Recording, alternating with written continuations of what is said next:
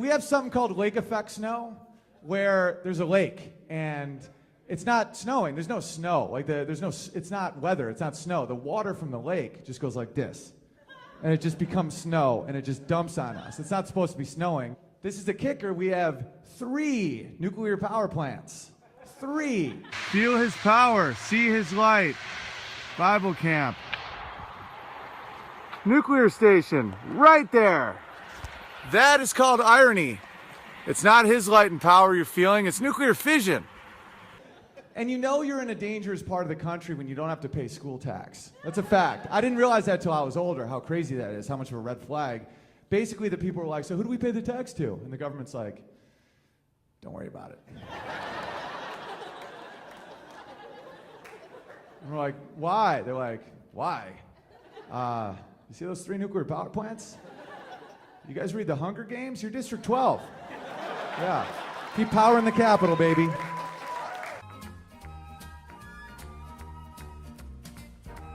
My parents are really nice. They're both college professors, and I don't know if you know college professors, but they're very educated. They have PhDs. They went to school a long time, worked really hard. Some of the smartest people I've ever met, and they make about as much money as a Walmart employee. Oh, here's mine. Call for healing. That's by my mom.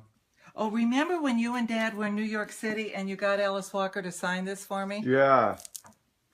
Oh, where did she sign it? There. My mom, so smart, she's simple. 6'1", purple sweatpants, doesn't give a shit, you know? And I'll call her sometimes, freaking out. I'm like, Mom, have you seen the news? There's a war, the world's going crazy. She's just like, tend your garden. No one can take that from you. And I'm like, what? She's like, grow something and be proud of it. And she's right. All the problems just melt away when you just start weeding the rhubarb, you know? Just get dirty. What's your favorite part about knitting? Well, first of all, it can be calming. And secondly, I get something done. Yeah. Sometimes I'll call her depressed. I'm like, Mom, I'm so depressed. I don't know what I'm doing with my life. She's like, have you been drinking water? I'm like, no. She's like, you're probably dehydrated. I'm like, what are you talking about? You don't understand. She goes, no, Owen, you don't understand. You need to drink at least 150 ounces of water a day.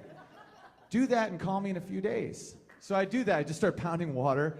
And then I call her. I'm like, Mom, the world's awesome.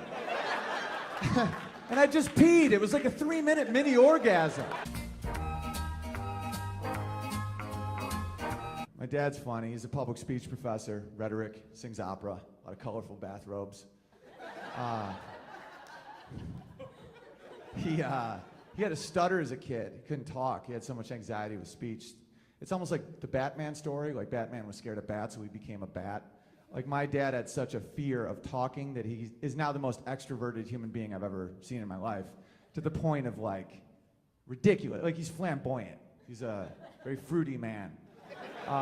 Nike's expression is just do it. But if Nike gets depressed, they say, don't it.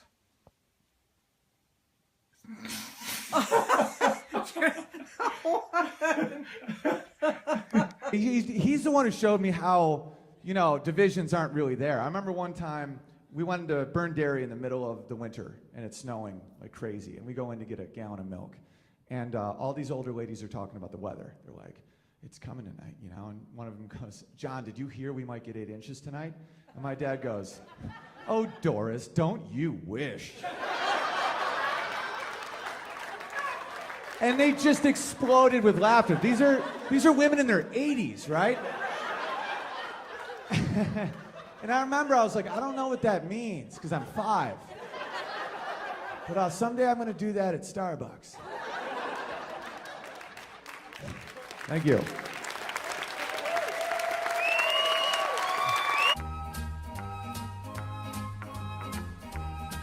I have one brother. I have a brother who's awesome. He's very intense. Very intense, very masculine. You know, 6'5", lumberjack, tough. You know.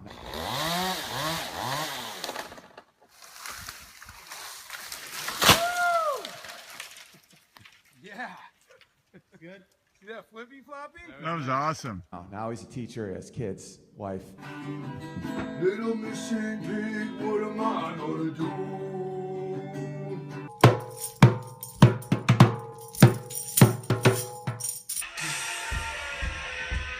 Ready? That's Lars Ulrich. And he'll call me with theories. He's really funny, but he doesn't always know he's funny. He's like dead serious. Why do you have a machete in the car? I don't ask that question. I wonder why other people don't have a machete. I think it's a pretty obvious answer. Carving snow sculptures. With the machete? Like one time, he calls me. He's one of the smartest people I've ever met, but it's like he sees the world a little different. He's like, brother. I'm like, hey, brother. We call each other brother, so like to the point where his kids call me Uncle Brother. Like, hi, Uncle Brother. I'm like, you guys don't know my name. Like, you really don't know my name. Should I put you under a tree? Yeah. All right, Uncle Brother can be a tree. And here, listen, it's gonna be like Christmas. He goes, brother, Mary's pregnant again. I'm like, congratulations. Because he always has this intensity about him, so I don't know if he's happy or not.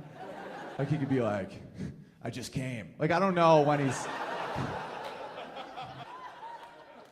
But he calls me, he's like, her belly's getting big, brother. I'm like, yeah, that's what happens when people are pregnant. And he goes, strangers keep coming up to us and congratulating her and rubbing her belly, saying, congratulations, when do you do? She tells them, and then they walk away. I'm standing right there, brother. And I'm like, are you jealous? He goes, yeah. Nobody rubs my balls. He's not joking, right? He's not joking. I'm like, what do you mean? He goes, brother, everyone rubs her belly. Nobody rubs my balls. I'm like, well, she's the one pregnant. He goes, brother, you don't have kids. You don't understand. She isn't pregnant. We're both pregnant. We are pregnant. We are a team. We need stuff. We need to trade your truck in for a minivan. Team, right, brother? But as soon as it's time to congratulate the team, she gets a rub, and I don't get a rub. I want someone to rub my balls. And I go, brother, maybe she doesn't want strangers rubbing your balls. He goes, bro, you don't think I've thought of that? Watch the NFL. Hey, Peyton Manning, great game. What's the first thing he does? He says, couldn't have done it without my team, right? Someone rubs her belly. She should rub my balls. Congratulations. When do you do? In a few months, but I couldn't have done it without these two soldiers right here. Yeah, right there. I need those balls for this life. So you built this entire edition by yourself? No bank. I bought the original cabin and property for $15,000 and paid it off in 5 years. Holy shit. And then didn't buy another thing. So this guy right here, as I get to know him at the chicken coop, that my wife thinks is just an excuse for drinking beers and hanging out. Yeah? That's a known. That's a known. We get to talking about, theories on life and how things work. And I come to find out he has two adopted brothers. Yeah? That are both black. And one of them is a transvestite. Crossdresser, yeah. Crossdresser. Drag queen, crossdresser. This is from Vermont. So then we get talking. I'm like, well, what about... That's interesting. That's amazing, And then he's got an Uncle Dean who has Ozzy Osbourne DNA. Can I say that? Yeah. Here's Uncle Dean's advice. Yeah. Speedballs are the best thing you could ever do. Well, and then his brother's a quadriplegic. Throw that in there too. How did he become a quadriplegic? I fell in his pool. So he drowned, and then he had complications with pneumonia after the surgery, and spent a long time in the hospital. And then he came home, and his wife cheated on him and left him. And Jesus. Yeah. How's he doing now? Is he all right? It's good. Oh, he's good. Down there. He had the chicken coop. Lives down the street. That's where the chickens were. I told you on the way here. So then Uncle Dean has a son. What's his name? Chris. Chris is in prison right now. Yeah? He's part of a special group. What's the name of that group? The Aryan Nation.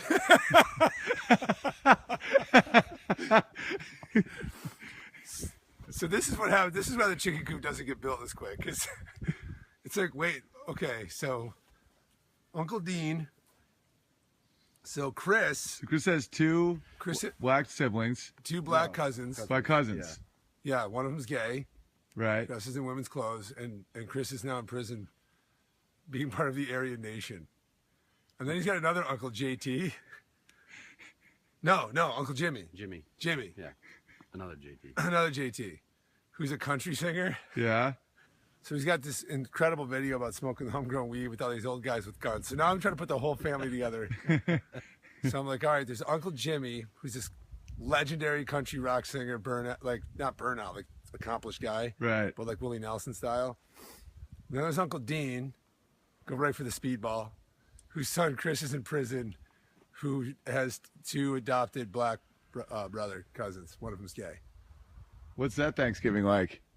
I haven't been at Thanksgiving in years. That's hilarious. That's the most diverse family ever Right? made. Very diverse. He's most Yeah, because diverse. it's not just diverse; it's extreme as well.